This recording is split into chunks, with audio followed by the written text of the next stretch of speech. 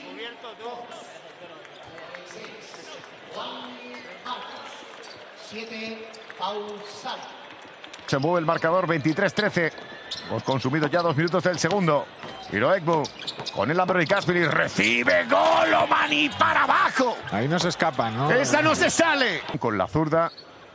Para después terminar en aro contrario. Recibir el balón justa. Muy típica esa situación. Aibe en el slalom. Aibe se equivoca. Va a sacar afuera para Corey Davis. ¡Aleluya, Corey!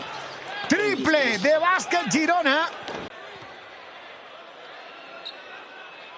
Y este es el triple. Juan y Marcos en la penetración. Saca para Eric Vila. Vila abierto para el lanzamiento de 3. Ahora sí.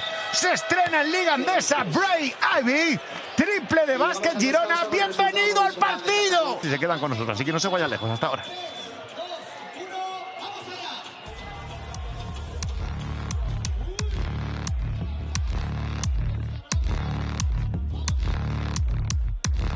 Con el McFadden, aguanta Juani sobre perfil izquierdo. Se queda en el cambio con el Suleimanovic. Sigue Juani Marcos, se le acaba el tiempo. Básquet Girona, Marcos hasta la cocina. ¡Espectacular! Acciones que poco vivo para coger el balón y levantarse. Un chico tan enérgico. Por el centro de la zona viene el Belgeis abriendo para McFadden de 3. McFadden de 3. No. Mencía la toca, se la queda Iroegbu.